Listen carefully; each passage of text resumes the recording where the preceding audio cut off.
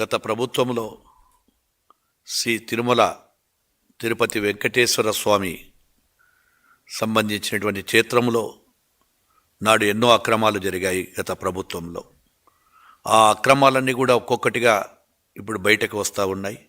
ఆ అక్రమాలకు సంబంధించేటువంటి హిందువులు ఎంతో పవిత్రతతో ప్రసాదంగా భావించేటువంటి లడ్డులో కూడా కల్తీ నెయ్యిని తీసుకొని ఆ రోజు ఒక సంచలనాన్ని కూడా విషయాలు ఈరోజు బయటకు వస్తున్నాయి. సంచలనమైన విషయాలు దేశ విదేశాల నుంచి వచ్చినటువంటి భక్తులు కావచ్చు, అదేవిధంగా హిందువులు అందరూ కూడా ఈరోజు ప్రత్యక్ష దైవంగా, కలియుగ ప్రత్యక్షంగా దైవంగా కూడా కొలిచేటువంటి భక్తులు కూడా ఎంతోమంది కూడా అనేక ఇబ్బందులకు గురి చేయడం జరిగింది. స్వామివారిని దర్శించుకొని అక్కడ నుంచి వచ్చేటప్పుడు భక్తులకు కానీ సౌకర్యాల విషయంలో కూడా చాలా రకాలుగా కూడా గత ప్రభుత్వం నిర్లక్ష్యంగా చేయడం జరిగింది. ఈరోజు ప్రజలందరూ కూడా, భక్తులందరూ కూడా మళ్ళీ నాడు జరిగినటువంటి అక్రమాల మీద కూడా ప్రజలందరూ చూస్తూ ఉన్నారు.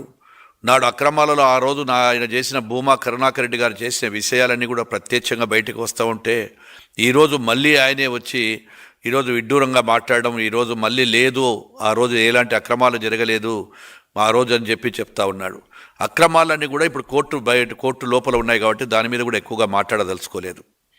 అదేవిధంగా కూటమి ప్రభుత్వం అధికారంలోకి వచ్చిన తర్వాత తిరుమలలో జరిగినటువంటి ఏవైతే అన్నప్రసాదాలు కావచ్చు, కాటేజీల విషయాలు కావచ్చు, ఇంకా అనేటువంటి అక్రమాలను కూడా బయటికి తీస్తూ ఉన్నాము. ఈ యొక్క దేవాలయంలో భక్తులందరూ కూడా ఈరోజు ఏకాదశి నాడు రాష్ట్ర చరిత్రలోనే టీటీడీ వైకుంఠం ద్వారా 90% పైగా సామాన్య ప్రజలకందరికీ కూడా సౌకర్యం కల్పించాలి అనే చారిత్రాత్మకమైనటువంటి నిర్ణయాన్ని తీసుకుంది ఈ యొక్క కూటమి ప్రభుత్వం.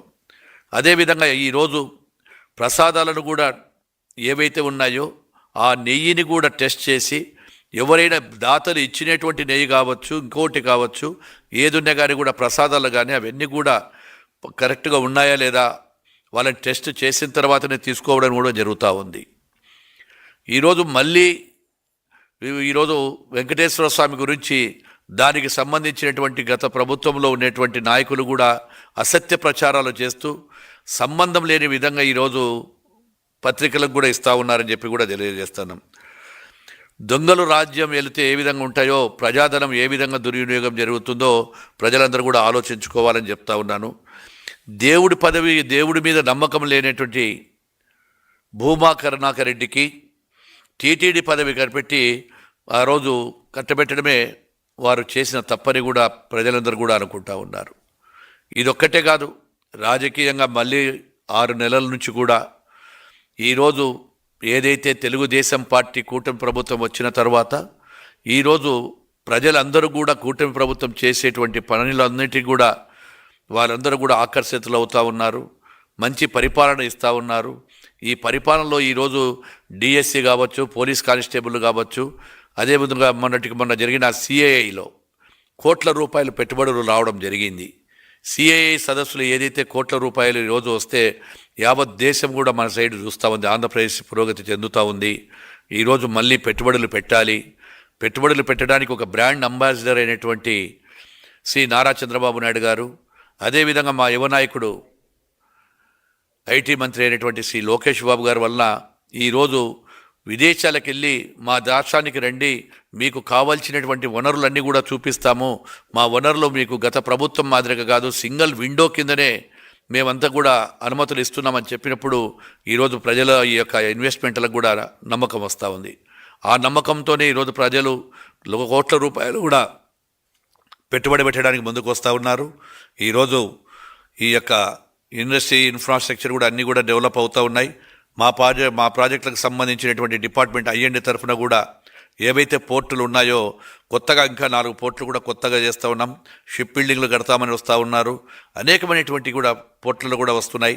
అదేవిధంగా కొత్తగా మళ్ళీ ఒక 5 ఎయిర్పోర్ట్లు కట్టాలనేటువంటి ప్రణాళికలు కూడా రెడీ చేసుకున్నాము. త్వరలోనే దగదర్తి నెల్లూరు దగ్గర కూడా టెండర్లు కూడా పిలవడం జరుగుతూ ఉంది. ఈరోజు ఒక్కటే వైఎస్ఆర్ పార్టీ నాయకులకు కూటమి ప్రభుత్వానికి వస్తున్న ఆదరణను చూడలేక మళ్ళీ ఏదైతే ఇన్వెస్ట్మెంట్లను కూడా బెదిరించుకోవాలి అనేటువంటి దూరంతో జగన్మోహన్ రెడ్డి గారు ఎంత నీచ రాజకీయాలు చేస్తున్నారో మీరు ఆలోచన చేయాలి. అంటే ఒక ప్రతిపక్ష హోదాలో ఉండి మాజీ ముఖ్యమంత్రిగా ఉండు ఎవరైనా పీపీపీ మోడల్లో వస్తామంటే మీరు ఆసుపత్రులగిన టెండర్లు వేసేస్తే మీకు గీన వచ్చిన తర్వాత 2 నెలల లోపలనే మిమ్మల్ని లోపలికి వేస్తామంటున్నారు. అసలు ఒక ముఖ్యమంత్రిగా ఉండి ఒక మాజీ ముఖ్యమంత్రిగా ఉండి పనిచేసినటువంటి మీరు ఈ విధంగా బావడం ప్రజలందరూ కూడా చూస్తూ ఉన్నారు, ఇన్వెస్టర్లు కూడా చూస్తూ ఉన్నారు. ఇలాంటి భయపడకు ఎవరు కూడా పెట్టుబడిదారులు భయపడరని కూడా తెలియజేస్తూ ఉన్నాం. పెట్టుబడిదారుడికి కావాల్సింది అక్కడ ఏవైతే పాలసీలు బాగున్నాయా, అక్కడ ప్రదేశం అనువైనదా కాదా అని వాటిని చూస్తారు తప్ప నీ బెదిరింపులకు ఎక్కడ కూడా భయపడరని చెప్పి కూడా జగన్మోహన్ రెడ్డి గారికి తెలియజేస్తూ ఉన్నాం. ఈరోజు ఏది మాట్లాడినా కూడా దౌర్జన్యంతో మళ్ళా రాజ్యాలు వెళ్ళొచ్చు అనుకుంటున్నారు. మీకు ప్రజలు ఇంకా బుద్ధి చెప్పలేదా?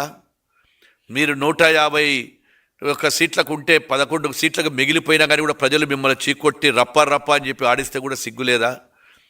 ఎవడైనా నడిపించే నాయకుడు అంటారు కానీ నరికేటువంటి నరకండి అంటే నాయకుడు కాదు అని చెప్పి కూడా తెలియజేస్తూ ఉన్నాము.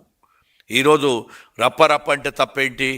లేకుంటే గిన అభిషేకాలు పొట్టేలను మానవత్వంలో ఉన్నామా లేదా? మీరు మూగ జంతువులు సైతం పబ్లిక్గా కోసి మీకు రక్త తర్పణ మీ ఫ్లెక్సీలకు చేస్తే ఆనందపడుతున్నారా మీరు? వైఎస్ఆర్ పార్టీ నాయకులు అడుగుతా ఉన్నాం.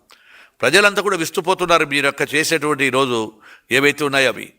ఇప్పటికీ కూడా మా నాయకుడు అంటున్నాడు, ప్రజాస్వామ్యబద్ధంగా వెళ్ళండి మీరంతా, శాసనసభ్యులు కానీ వాళ్ళంతా కూడా ఏవైనా తప్పులు చేస్తే అక్కడ అవతల పార్టీ వారు కానీ ఇంకొకటి కానీ చేస్తే మీరు ప్రభుత్వానికి తెలియజేయండి, అధికారులకు తెలియజేయండి అని చెప్తానే ఉన్నాం తప్ప ఎక్కడ కూడా తెలుగుదేశం పార్టీ ఈరోజు దౌర్జన్యాలకు కానీ అక్రమాలకు కానీ పాల్పడడం లేదు. కేవలం ఒక కరపత్రికను అడ్డం పెట్టుకొని ఉన్నవి లేనివన్నీ కూడా ప్రజలను తప్పుదోవ పట్టించడానికి నిత్యము మీకు ఒకటే, గౌరవ ముఖ్యమంత్రి మీద ఆరోపణలు చేస్తారు, అటు లోకేష్ బాబు మీద ఆరోపణలు చేస్తారు, లేకపోతే ప్రభుత్వం మీద ఆరోపణలు. సాక్ష్యాధారాలు లేకుండా, సాక్ష్యాధారాలు ఉంటే చూపించండి అని చెప్పి అడుగుతూ ఉన్నాము. ఏ ఒక్క సాక్ష్యం కూడా చూపించలేకున్నారు. ప్రభుత్వం మీద బట్ట గాల్చేసి ముఖం మీద వేసి మీరు తుడుచుకోండి, మీరు కడుక్కోండి అంటే ప్రజలు కూడా గమనిస్తున్నారు. మీరు కలలుగానే మిగిలిపోతాయి తప్ప మీరు అధికారంలోకి వస్తున్నాము, ఇంకా కొద్ది రోజులే ఉన్నాయి, డేట్లు రాసుకోండి, నేను వస్తే చేసేస్తాను. ఆ రోజు ప్రజాక్షేత్రాన్ని కూల్చేస్తే నిన్ను ఏం చేశారు? ప్రజలు నిన్ను గుర్తించారు. కాబట్టి వైఎస్ఆర్ పార్టీ నాయకులు కూడా ఆలోచన చేయాలి. ఏది ఏమైనా కూటమి ప్రభుత్వం ప్రజల ప్రభుత్వం, ప్రజలు ఎన్నుకునేటువంటి ప్రభుత్వం. ఈరోజు మాకు మంచి మెజార్టీలు ఇచ్చారు.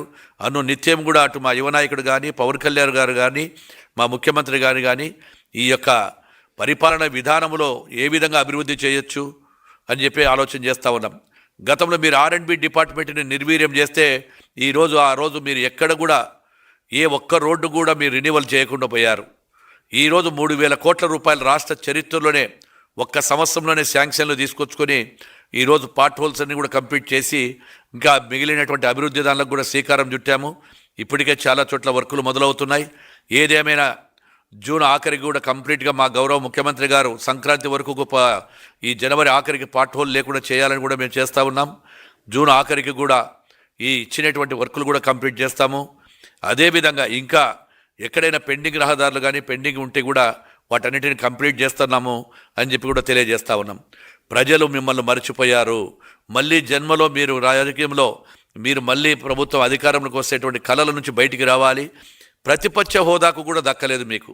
కేవలం ప్రతిపక్ష హోదాలో ఉన్నటువంటి 11 మంది మీరు వచ్చి అసెంబ్లీలో సమావేశాలకు వచ్చి మీరు సమస్యల మీద మాట్లాడండి. ఎందుకు పారిపోతున్నారు? ప్రజలు మీ 11 మంది కూడా జీతాలు తీసుకుంటున్నారు.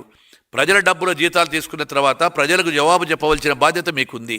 ప్రజలకు జవాబు చెప్పకుండా పారిపోయి ఎక్కడో కూర్చొని మీరు మాట్లాడడం కరెక్ట్ కాదు. కాబట్టి ఇప్పటికైనా మీకు ఏదైనా ప్రజాస్వామ్యంలో మాట్లాడాలంటే రేపు అసెంబ్లీ సమావేశాలకు రండి, లేకపోతే మాకు జీతాలు వద్దని చెప్పి రాసి ఇవ్వండి. ప్రజల సొమ్ముతో ఎందుకు తిరుగుతూ ఉన్నారు? ప్రజల సొమ్ముతో జీతాలు తీసుకునే వాళ్ళు ప్రజా సమస్యల మీద మాట్లాడవలసిన బాధ్యత మీ మీద ఉంది. ఈరోజు ప్రజలే మీరు అందరూ కూడా చూస్తున్నారని కూడా తెలియజేస్తూ ఉన్నాం. కాబట్టి మా యొక్క కూటమి ప్రభుత్వాన్ని ఏదైతే మేము ఇచ్చేటువంటి సంక్షేమ పథకాలు కావచ్చు, అభివృద్ధి కావచ్చు, వీటన్నిటిని కూడా ప్రజలందరూ కూడా క్షుణ్ణంగా పరిశీలిస్తూ ఉన్నారు. ఖచ్చితంగా కూడా మా పరిపాలన మెరుగైన పరిపాలన అని చెప్పి ప్రజలందరూ కూడా సంతోషంగా ఉన్నారని చెప్పి తెలియజేస్తూ మీకు అందరికీ మరొకసారి క్రిస్మస్ శుభాకాంక్షలు తెలియజేస్తూ ఉన్నాను. Thank you.